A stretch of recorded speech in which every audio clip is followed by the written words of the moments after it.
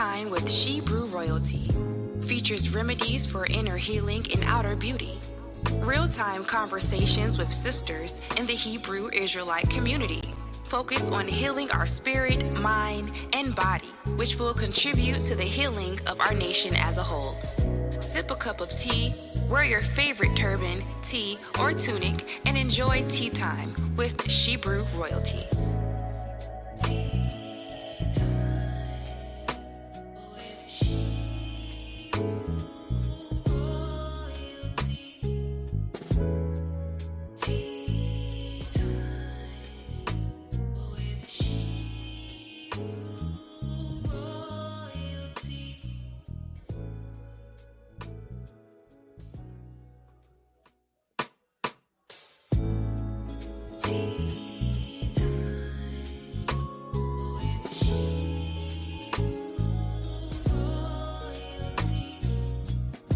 Tea Time with Shebrew Royalty features remedies for inner healing and outer beauty. Real-time conversations with sisters in the Hebrew Israelite community, focused on healing our spirit, mind, and body, which will contribute to the healing of our nation as a whole.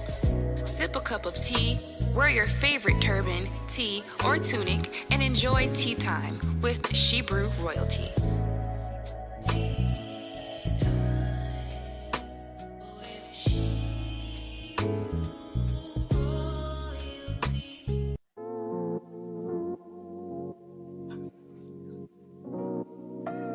Shebrew Royalty.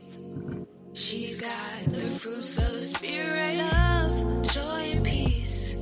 She's got long suffering, gentleness, and goodness, endurance, faith, and meekness too. Shebrew Royalty. She's got the fruits of the spirit.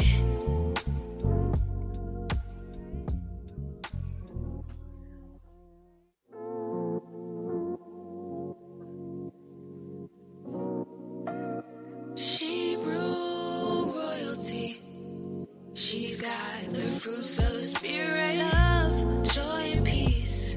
She's got long suffering, gentleness, and goodness, endurance, faith, and meekness too.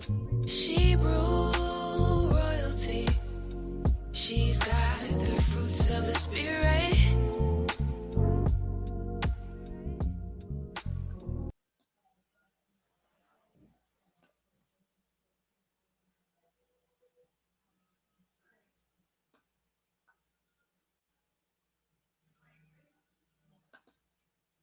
Shalom, shalom, shalom, sisters. Shalom, peace and blessings, peace and blessings. How are you all today?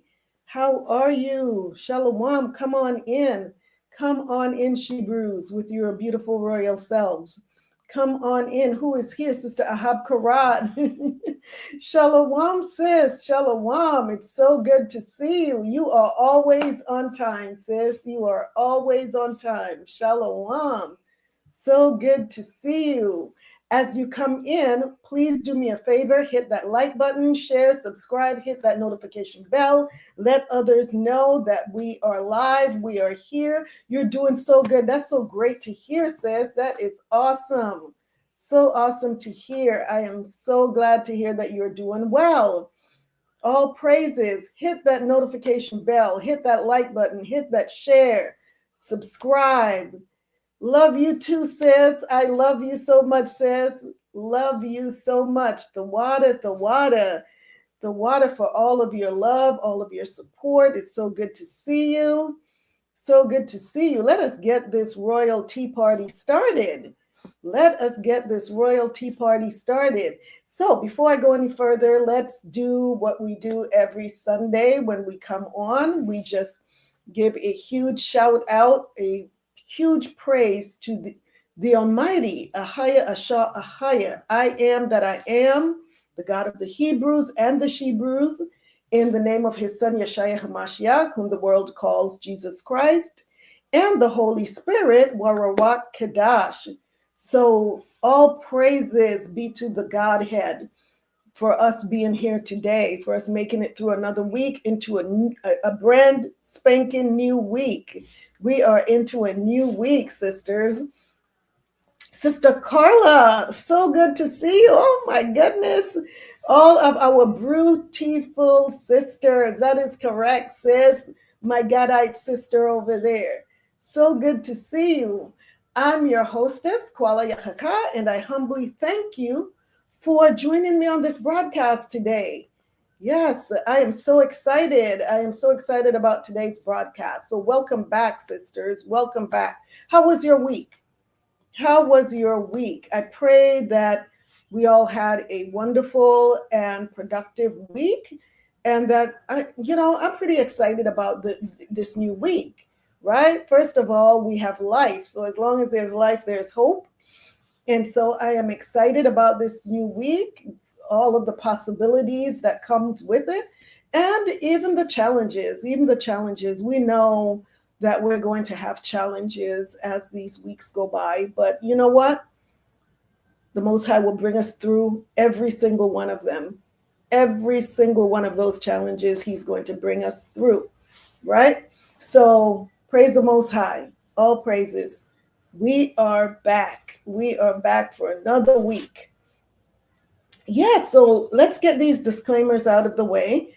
Let me start by saying tea time with Shebrew royalty is not going to be everybody's cup of tea. So if you're joining us for the first time and you realize, guess what, this really isn't my cup of tea, that's okay.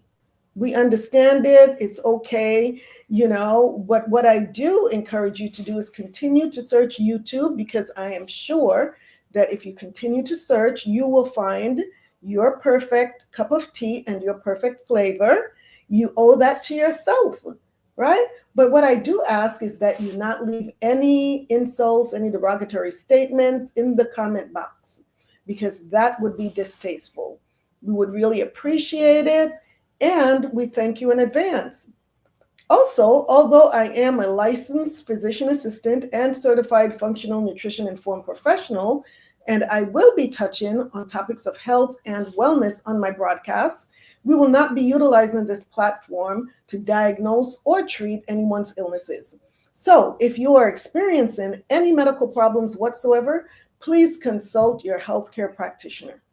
And the views that you will hear on this channel are the views of myself or my guests, and not those of any particular church or organization. So sisters, let's just take a stroll over to ShebrewRoyalty.com, because of course that is our biggest sponsor. ShebrewRoyalty.com. Okay, so let us take a stroll over there for those of you that have never been to the website. And I think I have one new product on there that I'm going to feature tonight. So yeah, let's just take a stroll over to ShebrewRoyalty.com.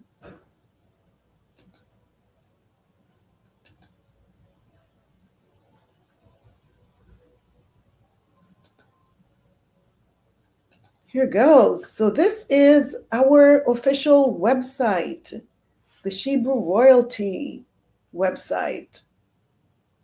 Here we go. This is our homepage, and it's all about sacred self-care for the royal woman. And this goes into our brands. So we have our Shebrew Royal Teas over here, and we have Shebrew Royal Teas. So these are our teas. And let's see, right now we have just a couple of teas on here, but we will talk in just a minute about the new tea that I will be featuring, that I am featuring tonight. And so here we go. So far we have Shebrew Royal Tea. And wow, it's such a delicious tea. We love our teas here on Shebrew Royalty, right? So just come to the page. I'm not going to spend too much time on here, and check out the teas that we have so far. And on this Tuesday, the tea that I am featuring tonight will be on the website for sale starting Tuesday. And then here we have our Hebrew royalty, right? So we have the Shebrew royalty and we have the Hebrew royalty. And then we also have under our other favorites, the sorrel royal tea bag. And for those of you that are familiar with sorrel, this is the perfect way. If you don't know how to make sorrel, this is the perfect way for you to have perfect sorrel every single time. Because why? We send you the tea bag with all of the ingredients, and all you have to do is follow the directions on how to steep it, and then you season it, you sweeten it with your favorite sweetener, or you can leave it unsweetened, whatever is your choice. And I promise it will be a perfect sorrel every single time. And you get enough to make a whole gallon with the sorrel royal tea bag. So there's that. And I'm going to go over to Temple Treasures because last week, I don't think that we had the hair butter on here. So we have our luxurious bath soaks. And like I said, I'm just going to really go through this really quickly. Our body butters. Oh my gosh, you haven't had body butters like this. I promise you. You have not, unless you've had Shebrew royalties, Temple Treasures, body butters, you have not experienced body butters. That's all I have to say. And I'm so serious about it. And then our face and body scrubs. Sisters, if you are having any issues with your skin, any acne or, boils, anything like that, please try our facial scrubs. We have those for the acne-prone skin. And even if you don't have any issues with your skin, we still want to exfoliate ever so often to prevent sebum, which is the oil buildup under the skin, which can lead to breakouts. So there we go. And then we have our body scrubs, the melanated sugar and spice body scrub, our salt of the earth royal body scrubs. And of course, we have our hair oil, the Royal Crown and Glory hair oil. I've been getting so many rave reviews over our hair oils. And here we go. Our Crown and Coil Nourishing Body Butter. This, it smells so good and it leaves your hair feeling so luxurious, so amazing. So it's a luxurious blend of organic butters and oils, and it's to seal in moisture. It also softens the strands and protects your crown. It's perfect for twist outs, for braid outs, and for protective hairstyles. That's what it's made for. And you get an 8-ounce jar, which lasts quite a while. And of course, depending on the length of your hair, how often you use it, of course, but it's a pretty good size. And look at all of the ingredients in there. We have shea butter, we have mango butter, we have black castor oil, we have jojoba oil, fenugreek infused Temple Treasures Royal Crown and Glory hair growth oil. So some of that hair growth oil that we talked about earlier, right here, some of that is also infused into the body butter. So look at all of the ingredients that you're getting in this body butter, because now you need to look at what's in this hair growth oil, right? There's fenugreek seeds, there's moringa powder, there's nettle leaf, Jamaican black castor oil, pumpkin seed oil, baobab oil, jojoba oil, grapeseed oil, amla oil, and horsetail grass extract. And then you also have the jasmine, sambac, the sweet orange, frankincense, rosemary, peppermint, lavender, and cedar wood oil, essential oils, along with lavender, sweet orange, and rosemary. I am telling you, this body butter is packed with all of these nutritious stuff for your hair, and it's only $40 with all of those ingredients. Tell me, where can you find a hair butter with all of those ingredients, 8 ounces for $40? I challenge you to find that. That's my challenge to you. Find that elsewhere. And I want to hear about it. And then, of course, here's the lip balms. Fantastic. And let's not forget our Hebrew royalty collection. And this is for the king. We've got all of those amazing products for the queen. Why not have some for the king as well? So here's the King's Temple Nourishing Body Butter. So he has his own body butter. He has his own royal tea blend. So as you all are just sitting on your patio or just sitting, in your dining room or in your living room, he has his royal tea blend and you have yours. Check that out. Check it out. Now let's talk about the King's Glory Beard Oil. Oh my goodness. Another product that is getting so many amazing reviews on. And the Crown and Roots Locks Elixir. Sisters, just come to this website. Come to this website and check out what we have to offer. And I am telling you, these are all organic products. These are all top of the line products. I dare you find anything out there on the shelves comparable to what we have here at Shebrew Royalty. I'm serious. These products are luxurious. They're good for you, good for your hair, good for your skin. You don't have to worry about toxic ingredients. None of that. All right. So that's as far as I'm going to go on the website tonight. Please go to shebrewroyalty.com and check out the website. And also, please remember to head over to our Shebrew. Let's get it here.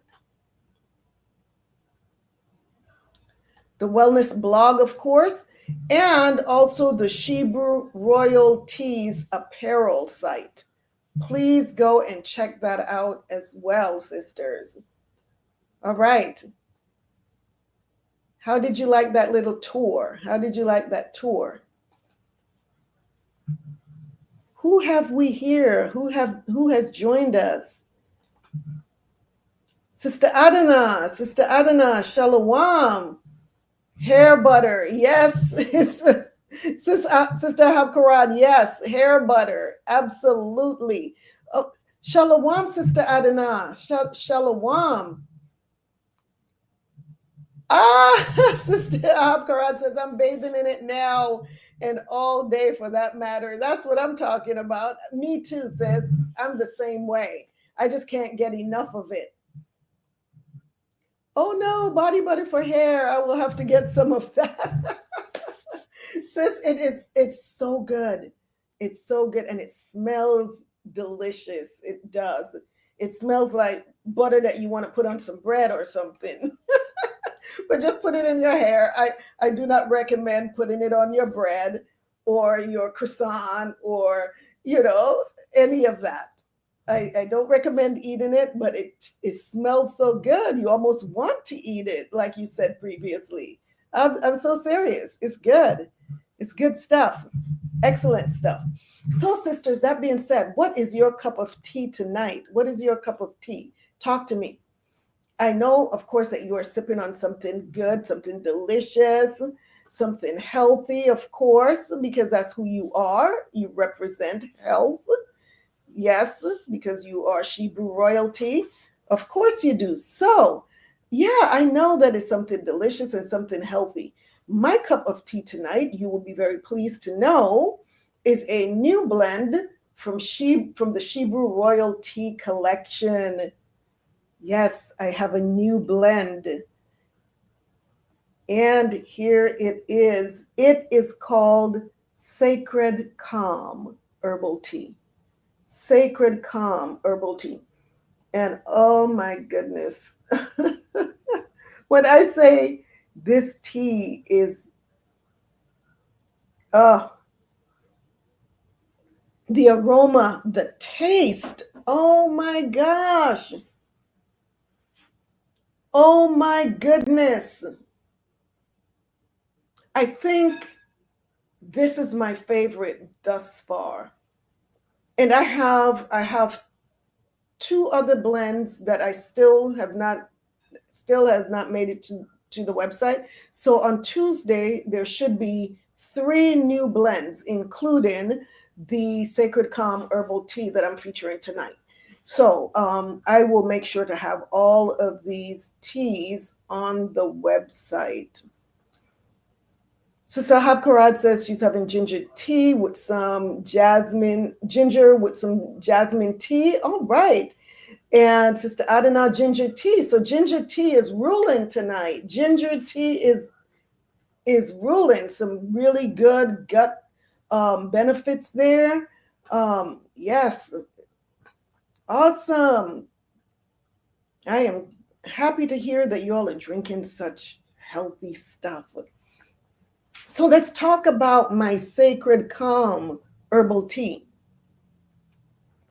I am so serious. This tea is just it. So it's designed to soothe the nervous system, hence the name Sacred Calm, promote emotional balance, and restore peace in both the body and by default in the home. Because if you are peaceful in your vessel, in your body, then that's going to, of course, translate into a peaceful home, right? Turkey tail. Oh, all right. Hi, sis. Hi, Sister Althea. How are you? What's your cup of tea tonight? And Sister Carla, you're having turkey tail. All right. I think that's I've seen that. I think it's from the brand. I'm trying to think of the name. Sister Carla, help me with that. I've seen the turkey tail. I have not tried it. So tell me, what do you think of it? What do you think of the turkey tail? Talk to me. So yes, this Sacred Calm Herbal Tea is made with a blend of all organic herbs as well.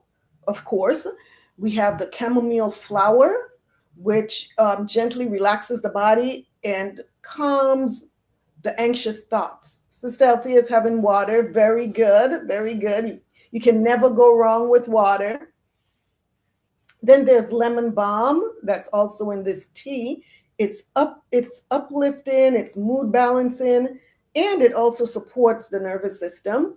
And then there's lavender buds, which soothes tension and promotes emotional peace. Then there's passion flower, which really helps promote restful, peaceful calm.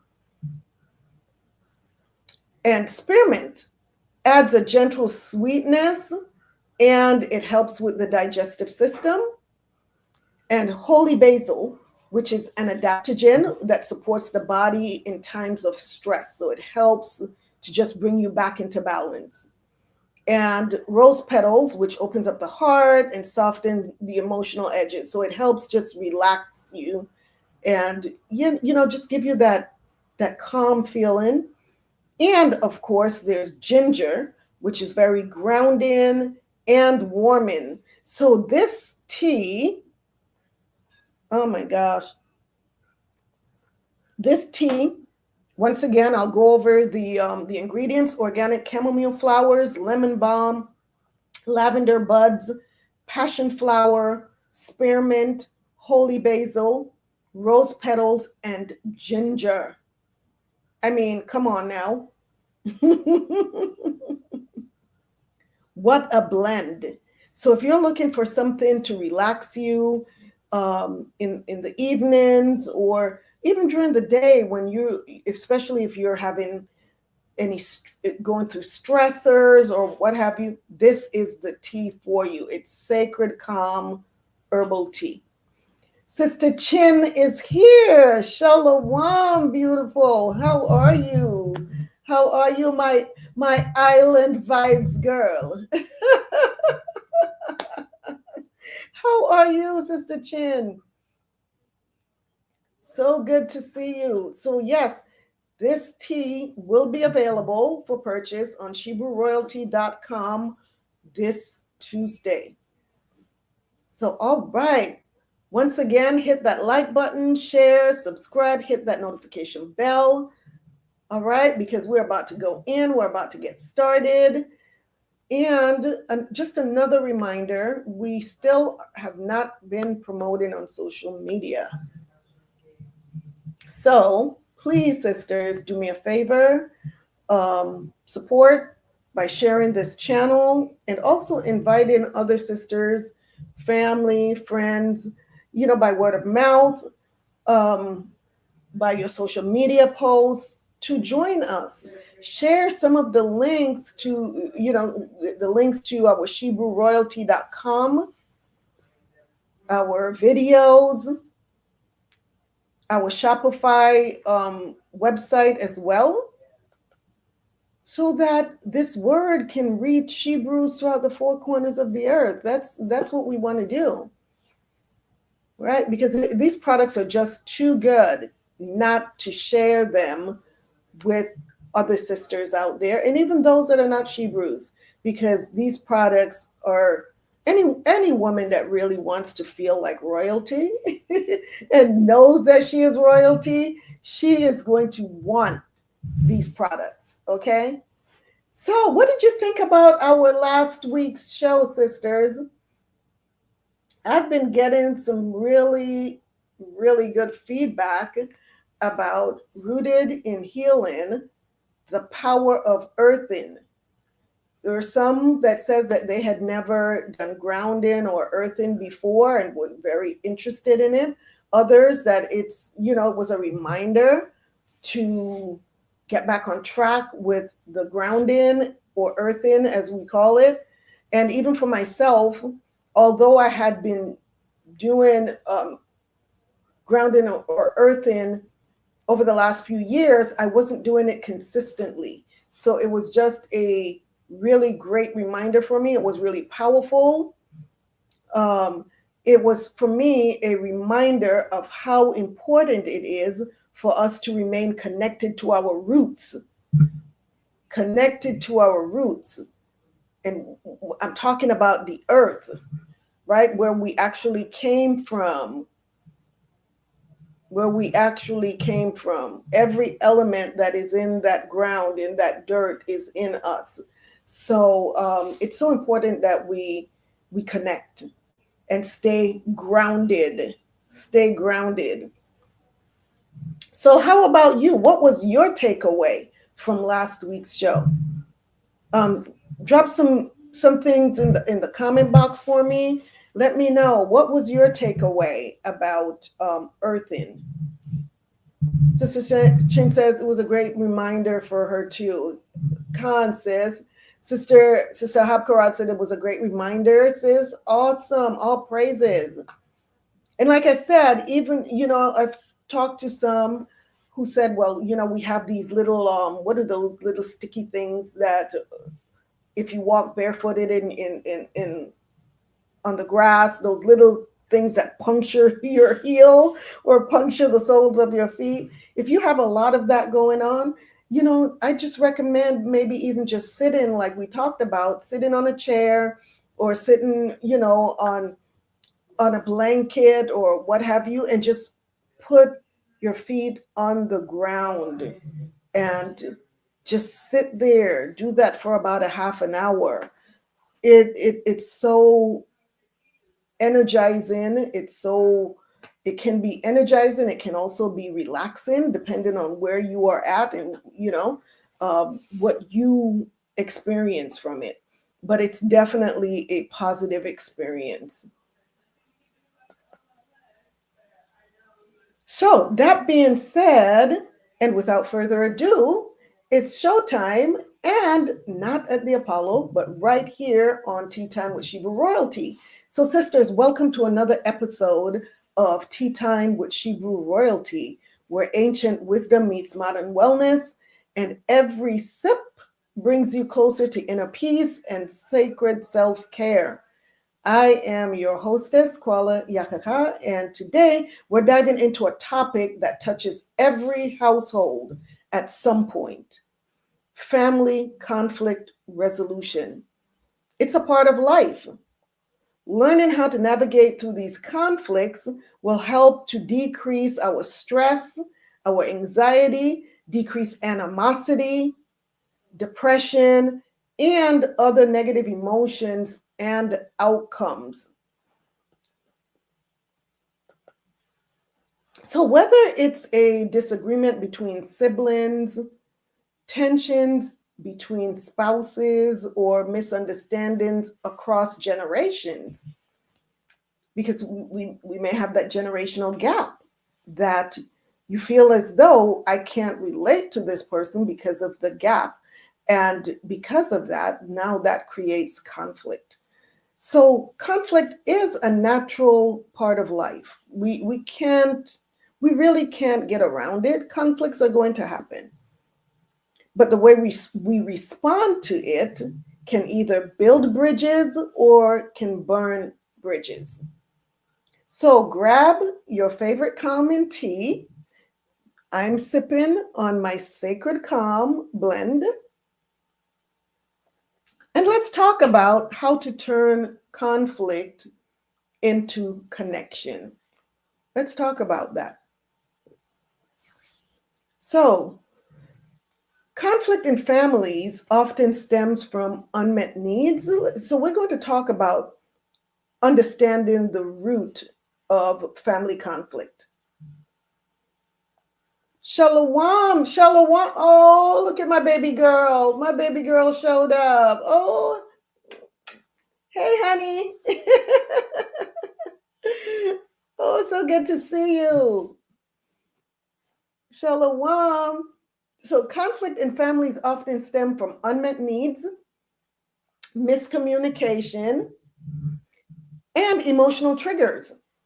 What starts as a small disagreement over dishes or chores can spiral if the underlying issues aren't addressed. So think of conflict as a messenger.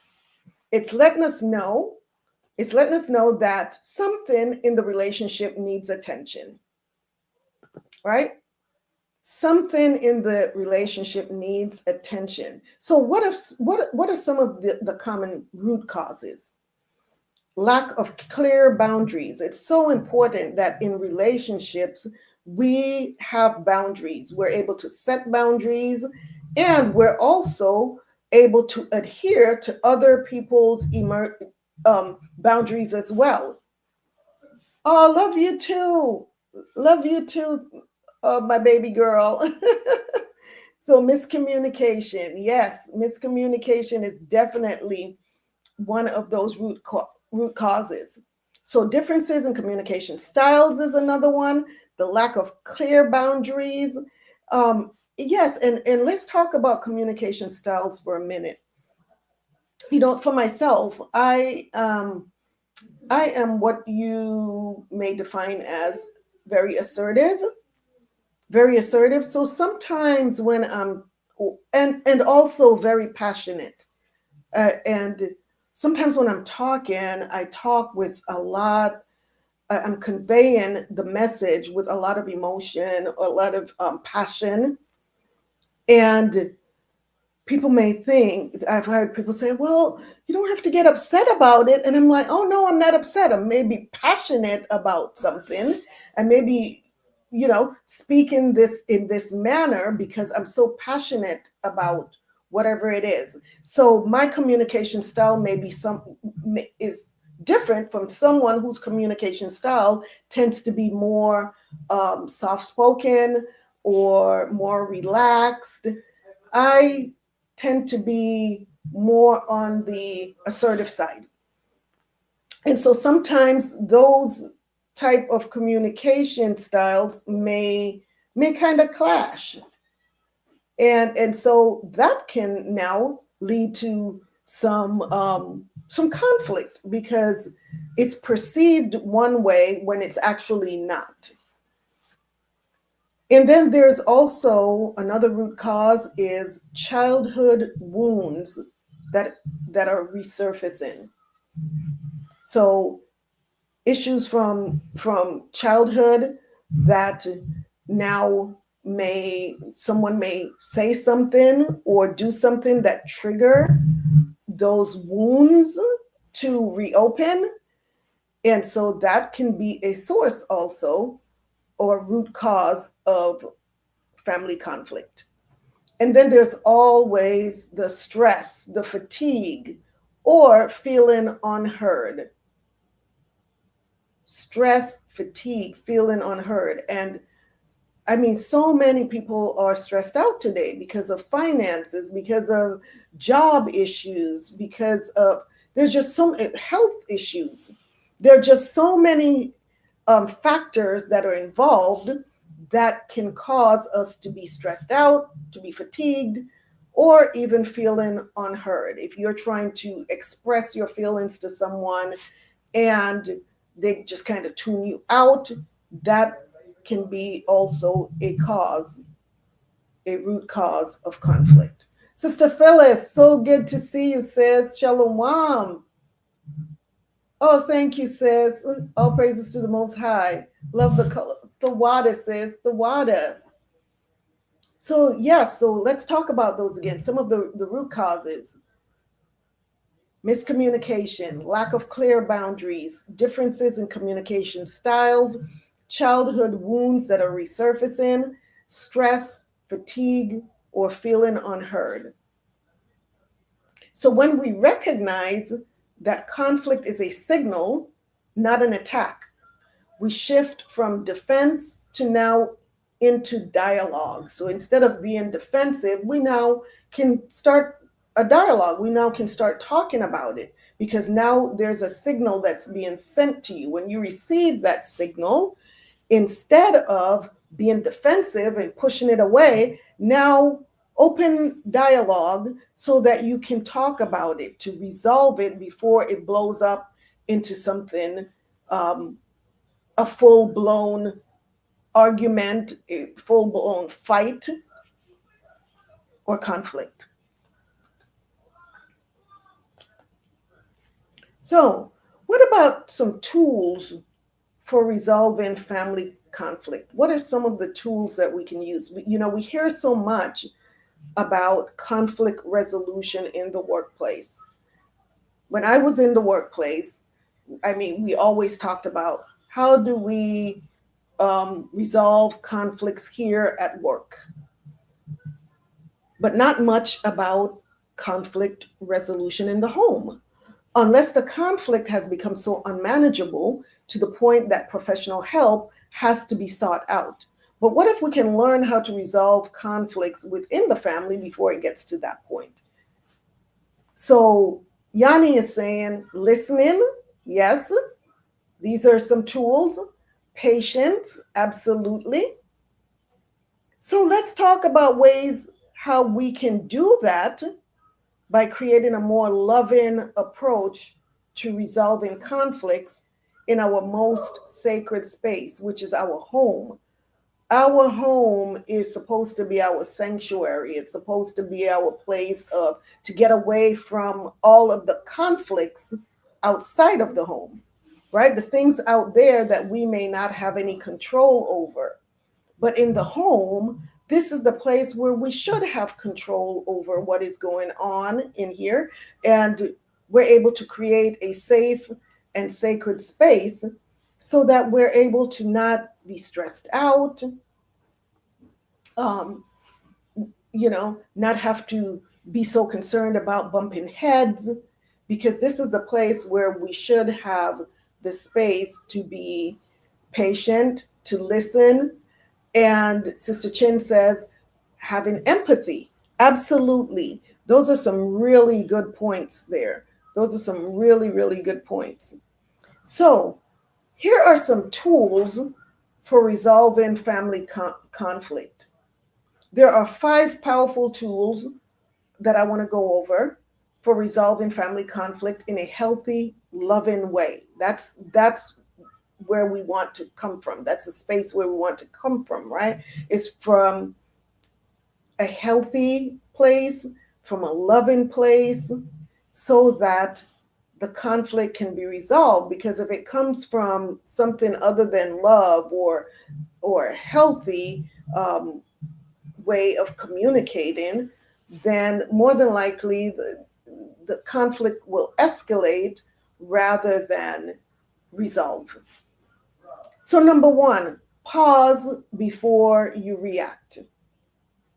Pause before you react. If someone says something or does something, the first thing we should do is take a breath, step away if you need to. I know I've had to do that multiple times. Just step away. Don't even utter a word. Just step away. Reacting in the heat of the moment often escalates things. So responding with clarity and calm is always more effective. So pause before you react. Take a deep breath. Step away if you need to. Reacting in the heat of the moment is going to more than likely escalate things, which is not what we're aiming to do. Responding with clarity and calm is always most effective. Number 2, use I statements. Use I statements. Instead of saying, you never help around here, try this. I feel overwhelmed. I feel overwhelmed and could use some help with the housework. This shifts the energy from blame to honesty, right? You're taking accountability for your feelings. You're not saying, first of all, you're making me feel overwhelmed. You're taking accountability for your own feelings, your own emotions. So instead of pointing to the other person, point to yourself. I feel overwhelmed and I could use some help with the housework. How does that sound? Doesn't that sound better than, you never help around here? Doesn't that sound better? More than likely, you'll get the help that you need because now you're expressing that you're feeling overwhelmed. And it's someone else, that person that you're speaking to, can now come from a place of love and take that burden off of you, help you with that burden. Yanni says, that leaves space to have a discussion. Yes, Khan. Sister Phyllis says, yes, sounds much better. Yes, it opens up the door for discussion. Well, why are you feeling overwhelmed? What's been going on? Oh, I'm so sorry. I know I've put a lot on you. I'm so sorry that now I can, let me help you because I really don't want you to feel overwhelmed. More than likely, that's the response that you would get. Rather than if you say, you never help around here, then that person is now going to become defensive as well. And they're going to say, well, I do this and I do that. You don't do this. And now the finger pointing back and forth starts. So instead of doing that, it's really hard for someone, if you tell them, I feel overwhelmed and could use some help with the housework, it will be really difficult for that someone to come back and say, well, you should feel overwhelmed. Right? Or why is it that you feel overwhelmed? You're not doing anything around here. So it's more likely that you will get a positive response from making that type of a statement than a negative response. Number 3, Practice reflective listening. Practice reflective listening. So repeat back what you hear before responding. So you may want to say something to this effect, something like this. What I hear you saying is that you feel left out when we make decisions without you. Is that right? So what you're doing is that you're playing back what that person said to you, and you're asking them to confirm that that is what they said. So this allows you to not be what we would call putting words in someone else's mouth, because what you're doing is just repeating exactly what they said. So this usually builds understanding and it de-escalates the tension. So that is called reflective listening. You repeat back what you hear before responding. What I hear you saying is that you feel left out when we make decisions without you. Is that right? This builds the understanding and de-escalates tension. Number 4, create a family peace practice. A family peace practice. So what this does, what you do in this situation is you set aside weekly time for open dialogue. You can call it family check-in time, and let everyone share without interruption. So instead of waiting until something happens, and now there's this big blown up situation, this conflict, know that every week on this day at this time, we're going to have our family check-in time. Family check-in time. So we check in with each other, and each person has their time to talk about what their concerns are. Let everyone share without interruption. You can sip tea, like our Sacred Calm Herbal Tea. Create a safe, neutral space. You want the space to be neutral, so everyone feels like this is a space that they can be in. If you're having a space that, if you're meeting at a space that's more geared towards someone else, their particular space, everyone else may not feel so comfortable in that space. So you want a safe space, maybe the living room, because that's where, or the den, something like that, where families usually gather. You don't want it to be in someone's bedroom over here, in a neutral space. So that's called creating a family peace practice. Number 5, lead with empathy. So Sister Chin, you mentioned the empathy. Leading with empathy. So ask yourself, what is this person really feeling underneath the frustration? They're frustrated, but what are they really feeling? Is it fear? Could that be what's driving their frustration? Is it loneliness? Could it be insecurity? Right? So give yourself time to empathize with the person that is so frustrated. What is it that they are experiencing underneath? What are they feeling underneath? And you respond to the need, not just the words, right? Because we can just sling words back and forth and still not make any headway. But when you now address the need, if you realize that this person does have an issue with being insecure, now you can come from that place of empathy and meet them at that space, that place of their insecurity, and build a bridge there. If it's fear, then This allows you to now calm their fear. Find out what this fear is that's causing this frustration. What about loneliness? There are so many people that are just lonely and maybe sad, and the frustration may come out of just feeling depressed, feeling sad because of loneliness. So meeting that person at that place is going to be key.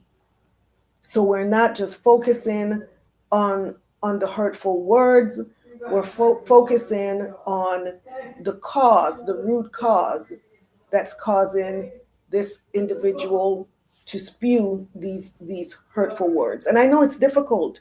A lot of times when we hear someone just badgering us and slinging all kinds of, insults towards us or harsh words, it's easy to just lash back out. But if we really want to resolve conflicts, we're going to have to learn how to take a step back, get out of our feelings for a minute, get out of your feelings for a minute, and get more into being empathetic towards the other individual. So once again, the 5 tools: pause before you react. Number 1. Number 2, use I statements. Number 3, practice reflective listening. Number 4, create a family peace practice. And number 5, lead with empathy. So what about healing after conflict? So once the storm has passed, don't skip the healing. Apologies, hugs, and even humor can help rebuild trust. So after the storm has passed, hug. It's okay to hug, because this is going to really start the healing process. Apologize for whatever role that you played in the conflict. Hug. And even humor, even some humor can help to rebuild that trust. So you may say something like, "I'm sorry for how I spoke earlier. I was feeling stressed. I love you and I want us to work through this." You just said it. You just said it, Yanni. I love you. Yes, I love you and I want us to work through this. So important. So important. That "I love you" just really, it ties it up with a nice little bow, right? And mean it. Don't just say it. Really mean it. Because someone will tell if it's just words. People can normally tell when it's just a bunch of words. You really want to convey not just the words, but the emotion, the feeling that goes along with it. So you can also try other healing rituals, like for couples, praying with and for each other. That is huge. That is huge. Praying with and for each other. Preparing a common bath together. Check out our Temple Treasures bath soaks. I have to put a plug in there for that, right? So for our couples, diffusing essential oils or drinking a reconciliation tea, such as our Sacred Calm Tea, which was made specifically for these moments of stress, to calm you down, moments of anxiety, moments of conflict or post-conflict, to really just bring you back down to earth. So once again, for the couples, praying with and for each other, preparing a calming bath together, diffusing essential oils. I love having the essential oils diffusing. It just in the air in the home. It just gives you such a sense of, it really is relaxing. It really is relaxing to smell those calming oils. And drinking a reconciliation tea, such as our Sacred Calm Herbal Tea. And for families, also praying for and eat and with each other is so important. Prayer is numero uno. It's number one. Prayer is number one. You may also want to de-stress by playing a family-oriented board game, Scrabble, something like that, Monopoly, a board game which brings you all together. Charades is another fun family game, or any other activity that the entire family enjoys. So that would be something to talk about as a family. What can we do together to de-stress?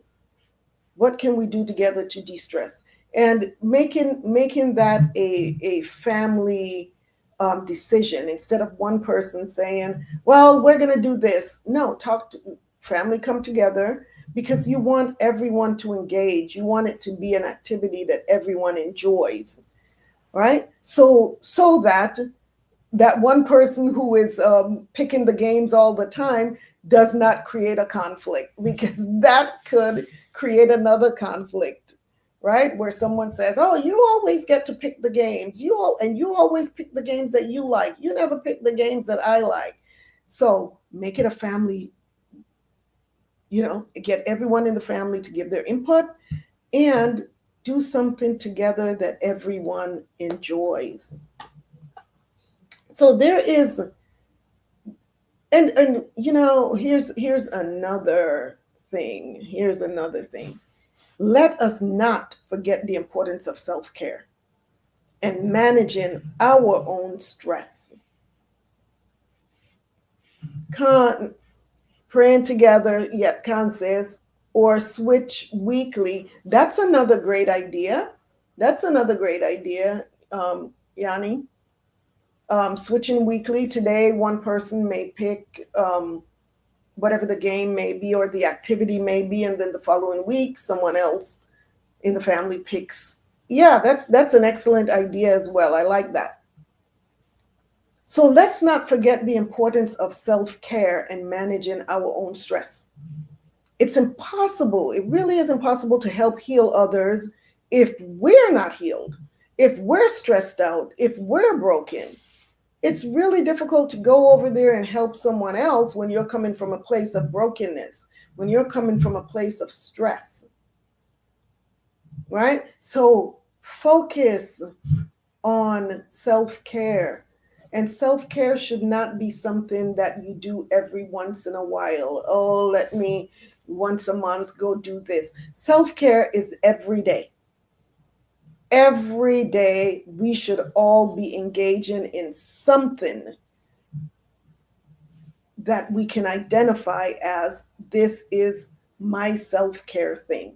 Even if it's just sitting somewhere by yourself for 10 minutes and just sipping some calming tea and allowing yourself to just taste every herb, every ingredient that is in that tea.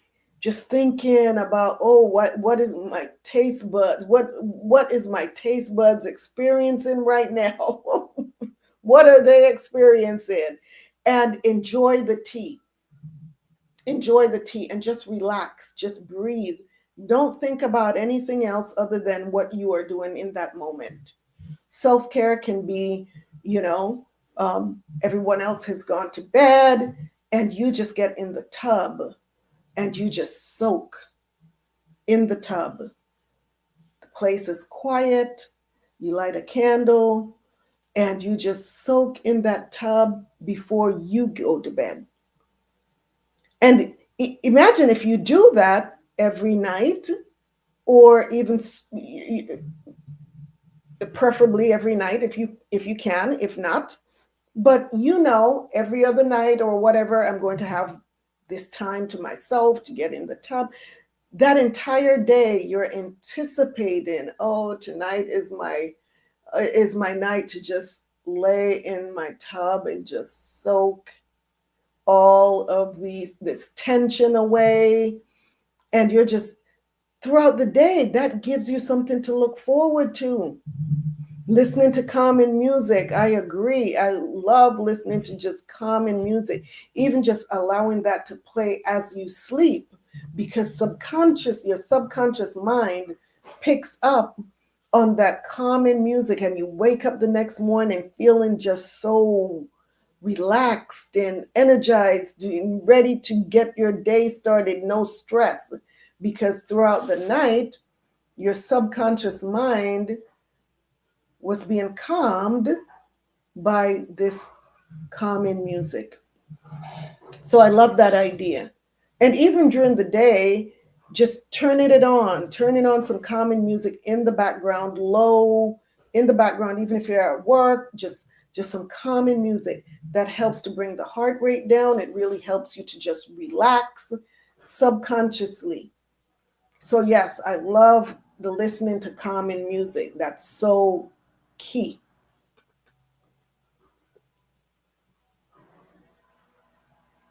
So self-care, yes, we have some of our previous videos. I've yes, we have, I think, 80 something videos right now on Tea Time with Shebrew Royalty page. So please go back and watch some of our previous videos on this channel about self-care and stress management. Go back and watch some of these videos if you're having a difficult time trying, thinking about what do I do for self-care? What are some of ideas that are out there for self-care? Self-care is whatever makes you feel good and relaxed.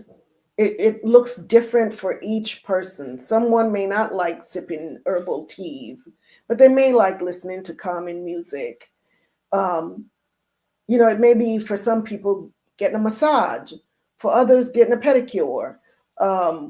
Whatever that looks like to you, I'm caring for myself, and this makes me feel good. This brings my stress level down so that I can now be more present for those that need me to be present for them. But care for self first. It's important.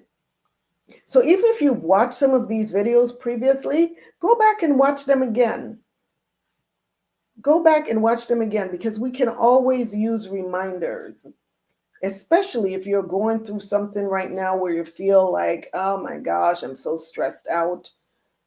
You may want to go back and watch some of those videos and start incorporating self-care into your daily routine. Self-care should always be a top priority. Always. And then there's also counseling. There's always counseling, spiritual guidance through your elders, your bishops, your deacons, and officers is always encouraged. And professional family and individual therapy and counseling may also be an option. So these are things that you can do to help reduce conflict in the home. And it all starts with us individually. So here is I am going to bring, give me just a second here. I am going to drop a link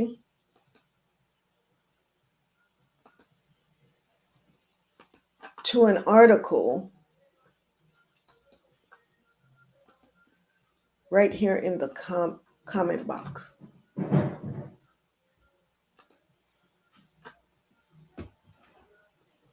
Give me just a second.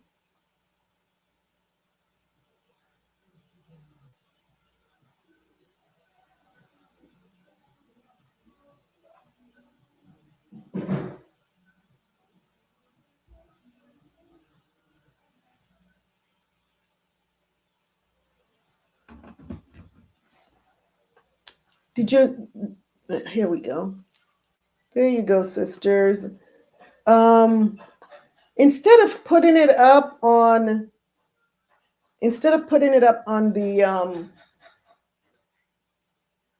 on the screen, can you all see that article? Can you see that article? Because I want you to check out this article with me. Check out this article with me. Give me a thumbs up if you're able to view the article there.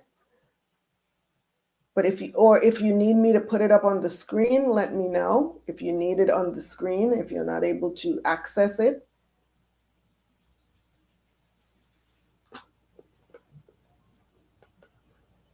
So this article is by helpguide.org. Are you all able to see that article, sisters? Let me know. And this particular article is about dealing with difficult family relationships, because some relationships are, you don't see it, sis. I dropped the link in the comment box there. Do you see it? Yanni gave a thumbs up. Sister Phyllis, I dropped the link. I dropped the link in the comment box.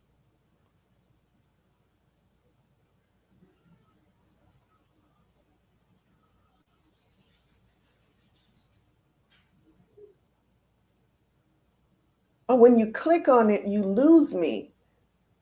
Ah, that's interesting. I didn't know that. Are you able to copy? Are you able to copy it from? Are you able to copy and paste it? Althea says yes. She gets it. Okay, Sister Phyllis says, okay, it came in. Okay, I got it. All right. Sister Adana, what about you? I hope you got it.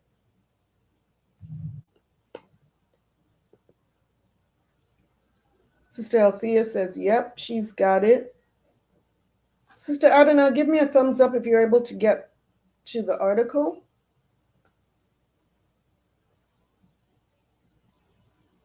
So this is it's not as lengthy as it may seem here. Oh, you lose me too, Althea. Oh my goodness, you lose me as well. Okay, so let me put it up on the screen. Sister Adina said I'll have to watch it after your show. Okay, yeah, it's yeah, I'll read through it. I'll read through it, and you all have the link right there. So yes, or if you would like for me to send you the link after the show, I can do that as well. I can do that as well. So this is helpguide.org, and it talks about dealing with difficult family relationships. It says struggling to coexist. Let's see. Yanni says you have to minimize the YouTube video if on the phone. Oh, okay. Are you all on the phone? Are you all on the phone? Maybe it's something that's going on with the phone.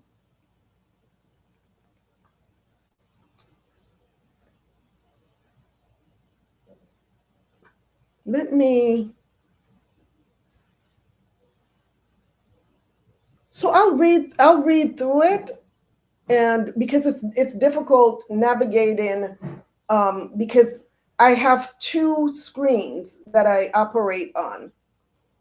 My one is further away from me. Oh, you're on your phone, Sister Adina. One of the screens is further away from me. That's my laptop that I stream from. So that's the one that's farthest away from me is my laptop that I stream from. And then there's one right in front of me that I use in order to read like my articles and so on and so forth, because my my distant vision is not really that good. And so if I put it up on the screen over there, then I have to navigate two screens. So it makes it easier for me to just read it from the laptop that's closest to me. So yes, sisters, what I can do is I can send you the link later if you would like. So I'll just go ahead and read through this article for those of you that aren't able to see it. So it says, dealing with difficult family relationships. Struggling to coexist with difficult family members, learn about common sources of conflict and how to deal with dysfunctional family relationships. What are dysfunctional family relationships? Mothers, fathers, siblings, your closest family members can form a lifelong social support system. They can celebrate your highs and give you comfort when you're at your lows. Even so, disagreements and misunderstandings are bound to happen. Minor conflicts between family members are normal, and they typically resolve on their own or with some constructive dialogue. But other conflicts can be much more significant. In cases where resentment and toxic patterns arise, family interactions can become lasting sources of frustration and tear relationships apart. Difficult family relationships can take on many forms. You might have an overly critical dad who makes you feel anxious. Perhaps a sibling's jealousy is a constant source of tension at family functions. Or maybe you believe a new in-law's controlling behavior leads to unnecessary drama. These turbulent family relationships can have long-lasting effects on your health and well-being. You might begin to blame yourself for these poor relationships, experience fear and anxiety surrounding family or holiday events, hesitate to reach out to other family members, suffer from lack of emotional or financial support during hard times, develop trouble sleeping or focusing due to stress of these interactions. I know we've all gone through some of this, haven't we? Research even indicates that poor relationships with parents, siblings, or spouses can contribute to midlife depression symptoms. Exposure to domestic conflicts can also have long-term impact on a child's well-being as well. A longitudinal study found that domestic arguments and violence can increase a child's risk of developing mental and physical health problems later in life. To minimize these consequences, you can learn how to identify causes of family tension and take steps to create peaceful interactions. While you might eventually find that cutting ties is the best option for your health and happiness, there are approaches you can take that can help repair family bonds and improve your relationships with those closest to you.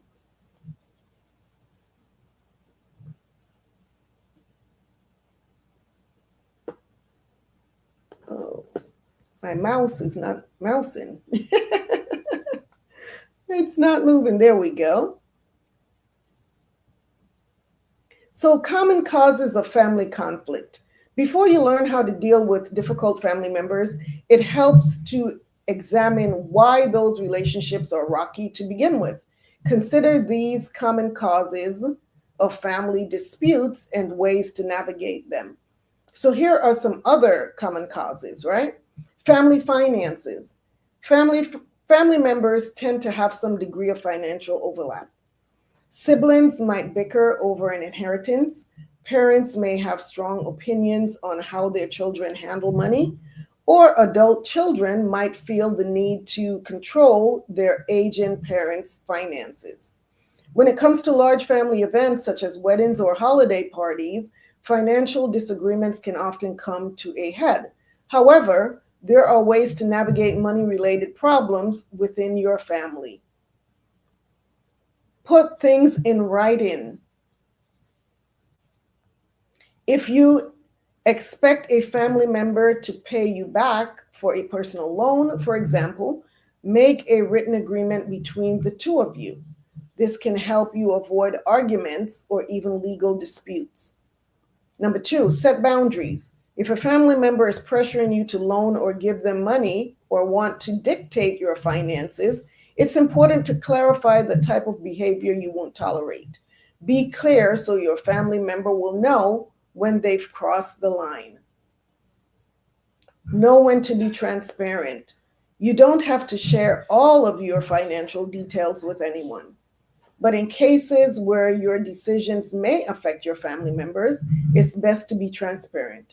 You might want to talk to your children about details of their inheritance to avoid a future conflict, for example, or let your siblings know why you can't contribute to a shared expense. Caregiving responsibility. Research from 2020 shows that about 19% of Americans are acting as unpaid family caregivers. The stresses and responsibilities of being a caregiver can weigh heavily on family relationships. Studies indicate that tension between siblings tend to increase when a parent begins to need some level of caregiving. Perhaps you believe your sibling is in denial over your parent's health and need to be more proactive. Or maybe you and your sibling disagrees on whether an assisted living facility is the right housing choice for your parents. Conflicts over caregiving aren't limited to sibling relationships. You might have arguments with your parents or spouse over how to raise your children. When you and another family member are at odds over caregiving, try these tips. Be open about what level of support you need as a caregiver.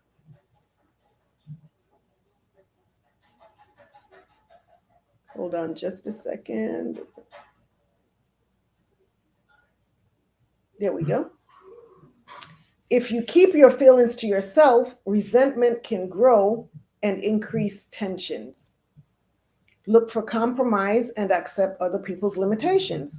If your sibling can't physically assist with caregiving, perhaps they can offer financial help. Remember to show your appreciation when your sibling takes on responsibilities. If someone else is completely unable or unwilling to help with parental caregiving, try looking for support outside of your family. Then here's another potential source of conflicts: new family members. As your family expands, so does the potential for new conflicts. In one study of estrangement between mothers and adult children, more than 70% of the mothers said other family members caused the rift. The mothers often pointed to the child's partner or spouse as the problem. These conflicts aren't limited to mothers and children, of course. You and your brother-in-law might have a contentious relationship, or perhaps your father-in-law always seemed to expect too much from you. To better get along with your in-laws, number one, expect differences. Different families have different expectations, boundaries, and ways of doing things. Do you see your daughter-in-law as an untactful or even rude family member? Maybe she comes from a family background that encourages blunt language or tolerates teasing. Focus on their most positive trait. Your in-laws are part of your family because someone else in your family saw the good in them. If you're having a hard time seeing past their flaws, try making a list of their strengths. Find common interests. Although it's not always easy, you can usually find shared interests if you look hard enough. Ask about your in-laws' hobbies, passions, and past experiences until you find something that's relatable. Here's another potential source of conflict: political and religious differences. Don't we know about that? Religious and political similarities can affect the strength of family bonds. For example, studies indicate that when mothers share the same religion as adult children, they tend to experience higher quality relationships. On the other hand, when family members don't have the same views on religion or politics, it can trigger heated arguments. Maybe your sibling objects to group prayer before meals, or perhaps you hear insults and snide remarks when you express your political views. Here's how to deal with difficult family members who have opposing views. Number one, identify useful conversations. When a debate starts, ask yourself what you hope to get from the interaction. Do you expect to completely change your family member's mind, or are you trying to gain insight into their beliefs? Is it at all possible that either of you will budge on your position? Even if you'll never agree about something, you can still move the conversation forward if you're both willing to be open and respectful of each other's views. And that's key, is being respectful. Even if you don't agree, you should always come from a place of respect. Avoid sweeping generalization. Statements like everyone on the left is evil or everyone on the right is an idiot can quickly escalate arguments and further entrench people. Try to see the human element in the other person's values. Many political beliefs are shaped by an underlying concern for society, such as economic or environmental stability. By recognizing that, the other person's views may not seem as wildly different from your own. Know when to exit heated arguments. When emotions run too hot, make a respectful but firm exit from the conversation. You can say something like, I'm not sure if this is productive. Let's leave it there. Contain the urge to have the last word. Here's another source or root cause of family conflict: unresolved family issues. Things that happened in the past can have lasting effects on family relationships. Did you and your son have an explosive argument when he was a teenager? If the matter went unresolved, he might continue to be resentful or distrustful of you. Did your parents seem to favor you over your brothers? Jealousy could become an underlying source of tension for your siblings. Unresolved issues can often crop up during milestone events or times of change within the family. For example, insecurities over parental favoritism may reappear as you and your siblings begin to act as caregivers to an aging parent.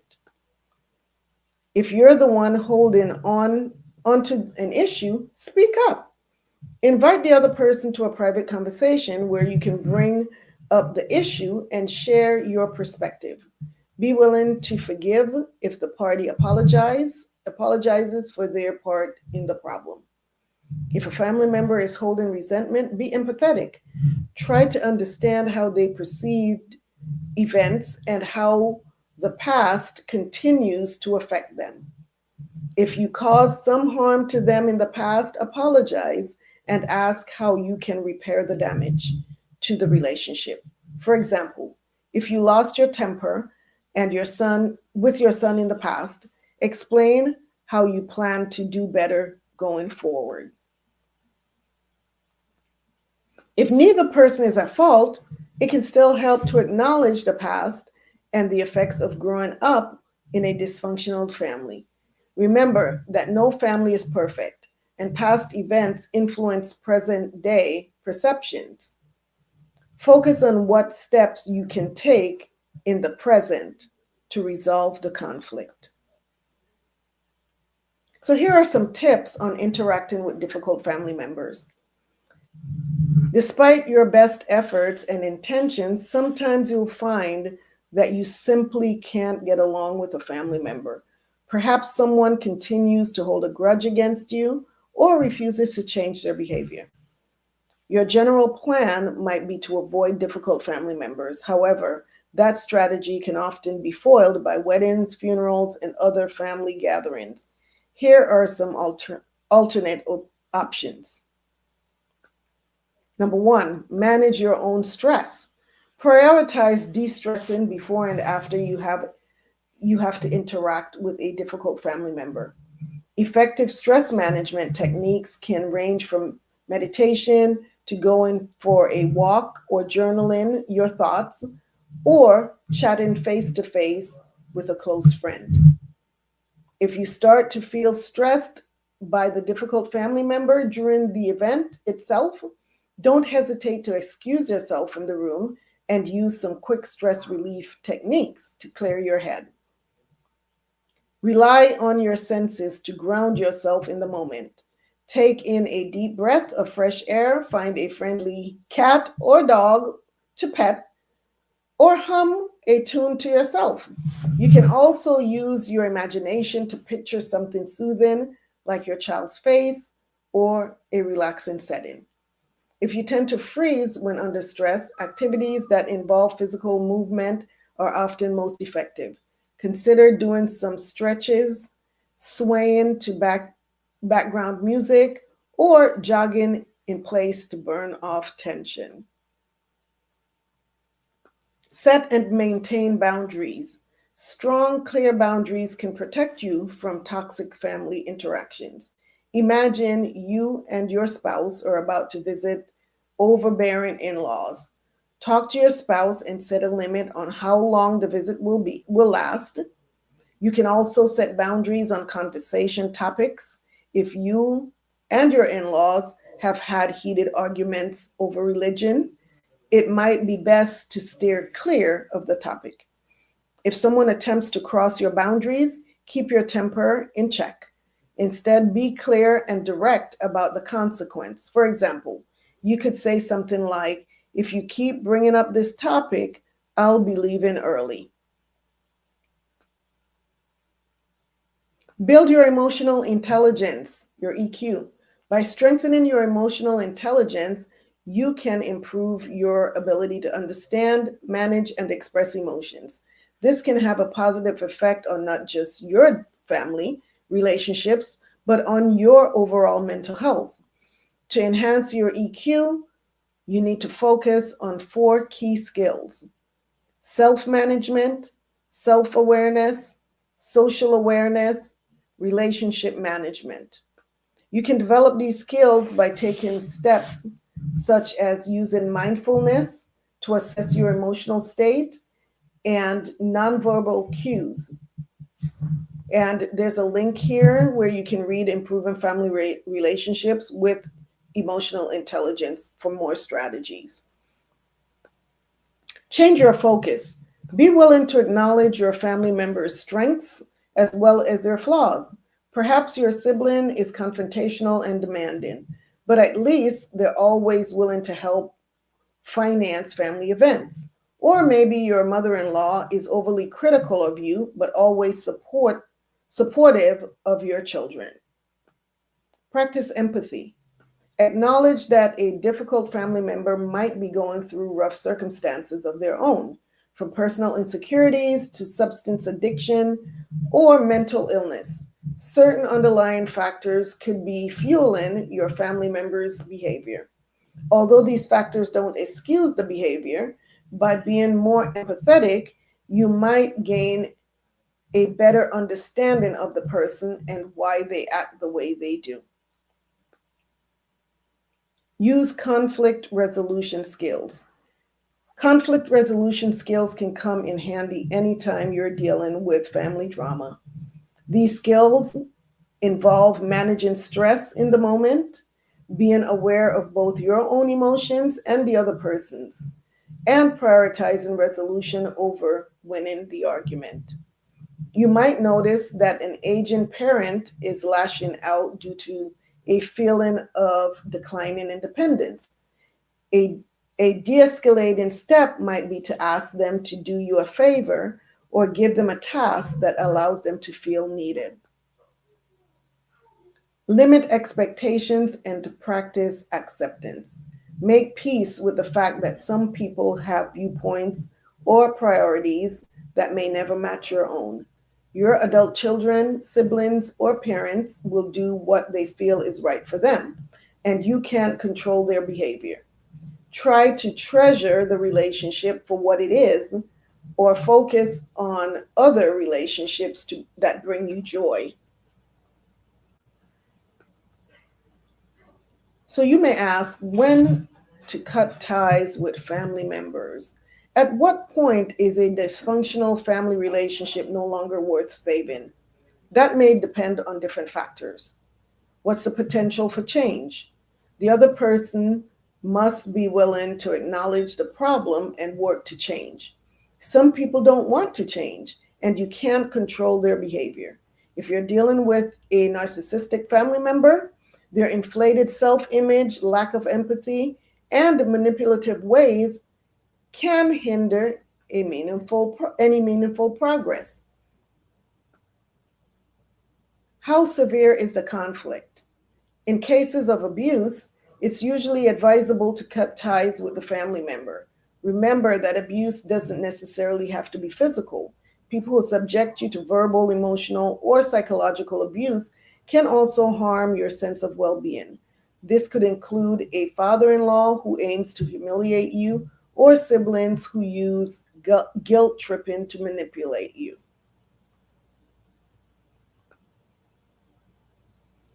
Dealing with doubts.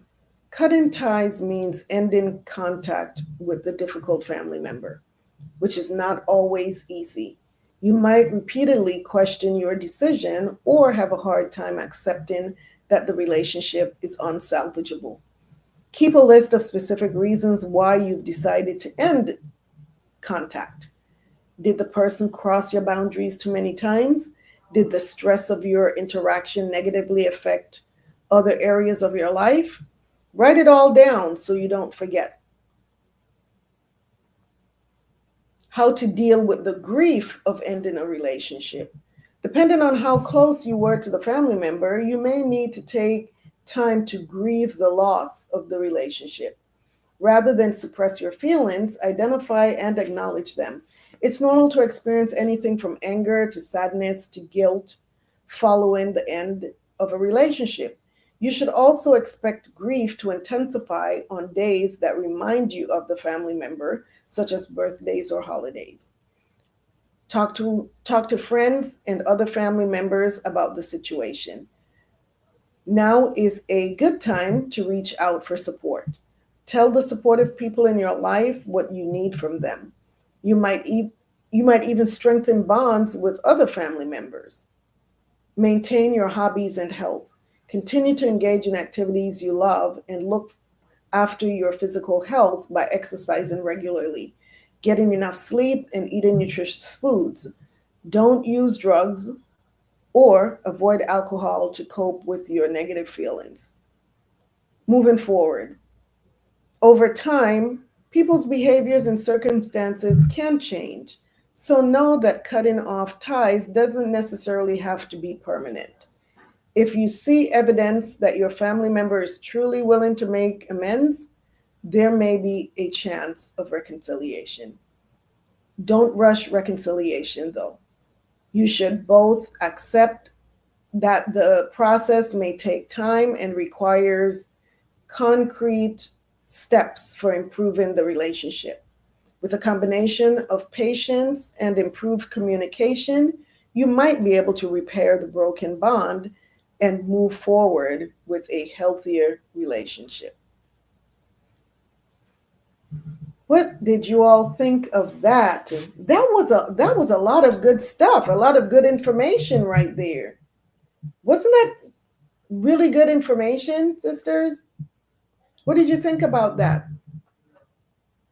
This was helpguide.org. That's the name of the website, helpguide.org. And the article is dealing with difficult family relationships. Sister Phyllis says, yes and yes. Oh, all praises. Wow. Yeah, that was a lot. That was a lot of information, but it was so good. It was really good information. Sister Chin says, amazing topic. I'm going through my own challenges with family. Oh, wow. Khan says, I'm sorry to hear that. But look at how timely this show was. And all thanks to my daughter. She was the one that gave me the idea for the show tonight.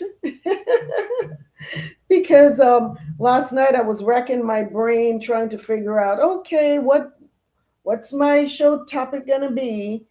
And it was after 10 o'clock. So my daughter is the one. So thank you, my dear. Thank you, my love, for this topic. It's very timely. It's very good. You said there was a lot of good tips. Khan, I agree. So please download this article, sisters. Please download it and use it as a reference and share it with others. Share it with others that may be going through, conflict with difficult family members. We're in some strange times right now, right? And I think that turning point happened in 2020 when there were just so, oh my goodness, we don't even want to look back at that time when family were really fighting each other over, we already know what happened in 2020, right? Created a lot of family conflicts, which till today still exist. Sister Althea said, beautiful subject. Thank you. Sister Phyllis says, good for your daughter. What a blessing. Very good information. Thank you so much. The water. Yes, Sister Phyllis. Sister Chin says, Khan, I agree. Great topic. Thank you, the water. So, thank you all for sharing this loving space with me today. I mean, it was such a loving space, wasn't it? Remember, conflict doesn't mean failure. It means growth is trying to happen. That's what is happening. Growth is trying to happen. So if today's episode resonated with you, share it with a loved one who might need these gentle reminders. And if you're looking for supportive tools, check out our Temple Treasures collection, at ShebrewRoyalty.com, including the calming teas, the body butters, the bath soaks to restore harmony within and around you. Ayandabar, my dear. Ayandabar, you're so welcome. Yeah, let's, wow, this doesn't mean failure at all. Does not mean failure. So let's not even think that. It just means growth is trying to happen. I love that concept. So let's talk about next week's show.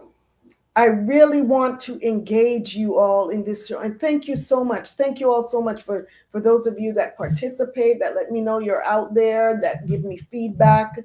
I truly appreciate that dialogue, us back and forth. I really appreciate that. So that being said, here's another idea that my daughter gave me last night. She said, she really wanted it to be tonight's show, but I didn't think I had enough time to prepare for that.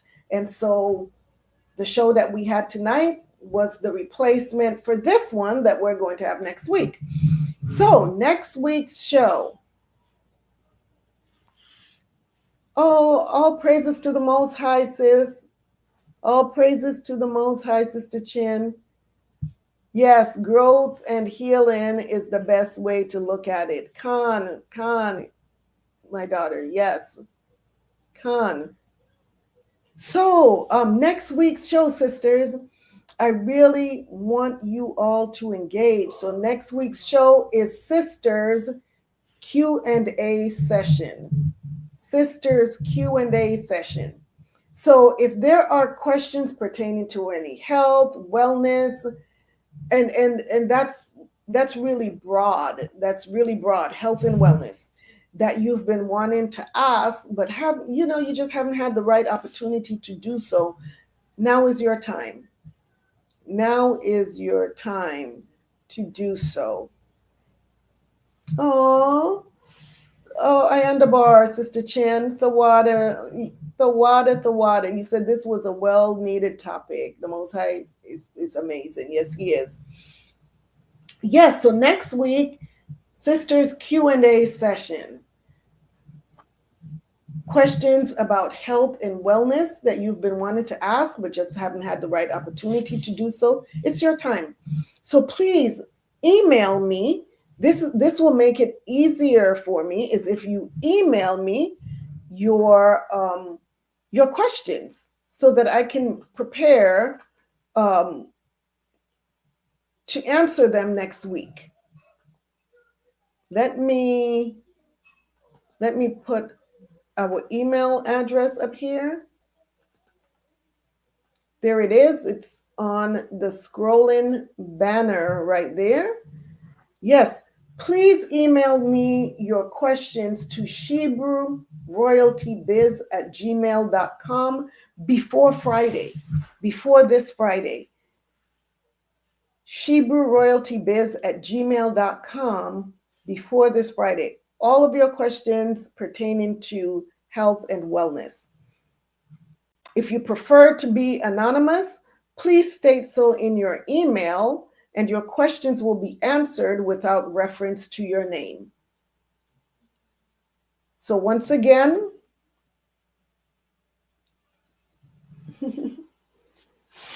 yes, if you prefer to be anonymous, some of you may not mind your question being asked with your name attached to it.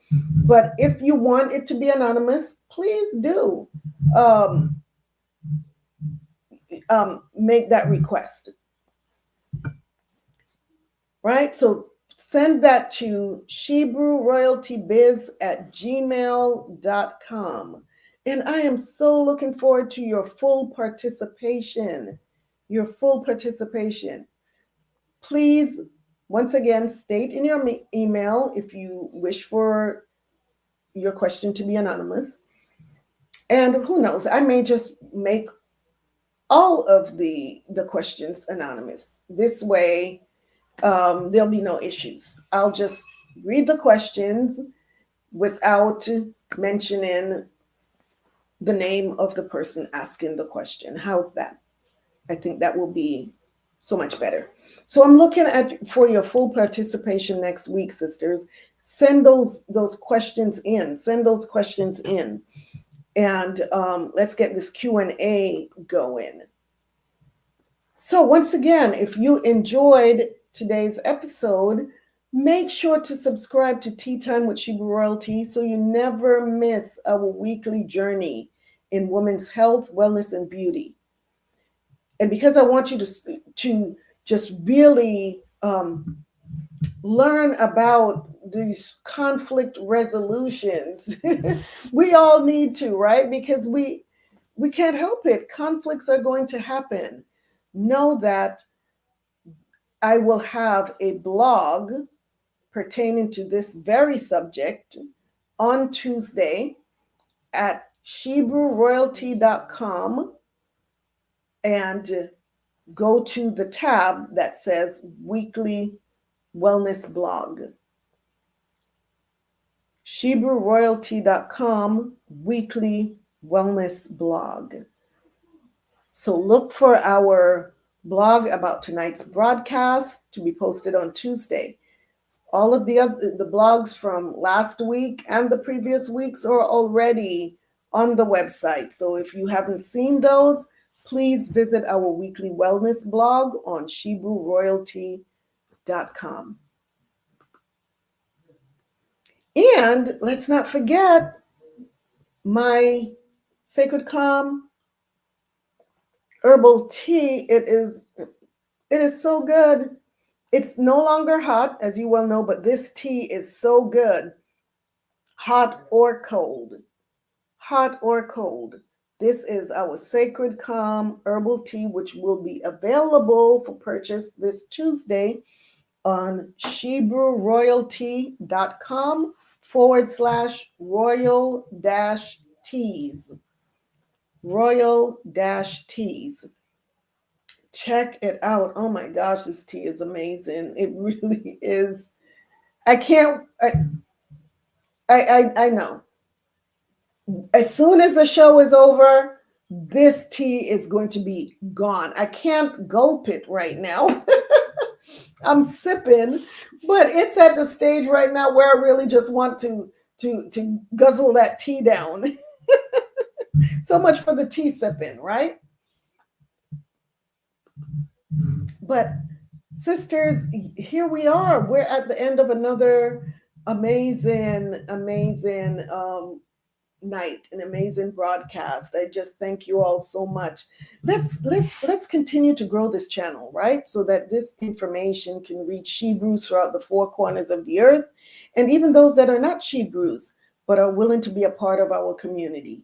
We are to let our light shine so that others can be a part of, can be led to the source of the light, right? That's what we want, to lead others to the source of the light. So let's see what you all are saying here. Good night, Sister Althea. Once per month. Let me see. I was missing all of this. Let's see. You should do the Q&A at least once per month. The water, sis, I will do that. That's an excellent idea. Sister Althea, good night. Love you, sis. Love you.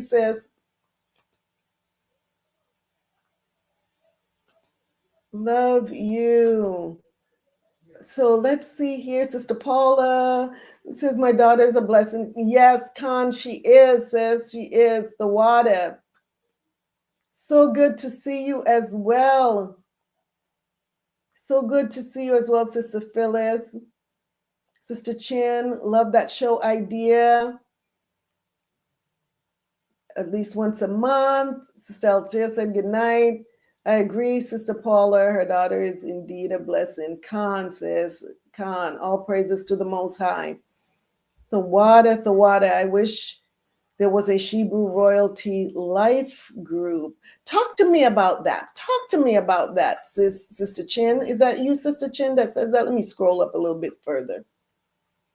Sister Chin says, I wish there was a Shebrew Royalty Life group. Why don't we talk? Right? Sister Chin, we need to talk, because that can happen. That can most certainly happen. Yeah. Can't wait to try. Is it the tea? You're talking about the tea? You said you can't wait to try. Must be the tea. Oh, Yanni says, awesome show. The water, my love. The water. All praises to the Most High. Khan. I appreciate you all too, Sister Phyllis. I appreciate you all so much for being here, for engaging with me. Oh, Khan, the tea. I'm telling you, this tea, and just the loose herbs, when I blended them together. Oh my goodness, the aroma that comes out of that. It's amazing, sis. That's all I can say. You all get your orders in for this tea. I'm so serious. This is going to be your favorite tea ever. I promise you. Once you taste this tea, you're going to say, this is it. Tea for life. Ayanda bar, sis. Sister Chin. The water, the water. So thank you all. I love you all so much. And I always appreciate you taking time out of your very busy schedule to have tea and conversation with me. The water, the water, the water. Thank you for your support. Thank you for your love. I'm so grateful for each and every one of you and everything that you bring into my life. The water, the water, the water. So know that I'm praying for you. I'm praying for us. We are in strange times right now, and the times are getting even more strange. So we have to keep each other lifted up. We have to keep each other encouraged. Royalty for life. Amen. Amen. I love that. I love that. Yes. So, yes, let's just keep praying for each other, because I know you all have been praying for me. I know you have. I feel it. I feel it. And every day is, we may have these ups and downs, but the Most High brings us through them all. So just keep praying for each other, sisters. Let's do that, because we want the kingdom, right? What is the kingdom without the royalties? We're the royalties that are going to go into the kingdom. Yes. So, amen. Amen. The kingdom of the Most High. He is going to bring his people into his kingdom with YASHAYA and Rawach. Yes. So let's start preparing for that. Yes. Pray for each other. Keep each other uplifted. And yeah. So until the Most High brings us back together again, may you prosper and be in excellent health. And remember, true healing begins inwardly before it is expressed outwardly. I am your hostess, Qala Yakachaa, a voice of reason and justice. My daughter says we are blessed to be a family. Iron sharpens iron. Khan, I agree. Iron truly sharpens iron. Yes, we are so blessed to be a family. Amen. Amen. Yes, I agree with that. So until next time, let us stay calm, cool, collected. And, we're still grounded. So stay grounded, sisters. Stay grounded. Stay encouraged. All right. And as always, this is Tea Time with Shebrew Royalty. Good night. Have a blessed, blessed week. And Most High willing, I'll see you next week. Same tea time, same tea channel. I love you all so much. Shalom, sisters. Shalom. All praises to the Most High. Shalom.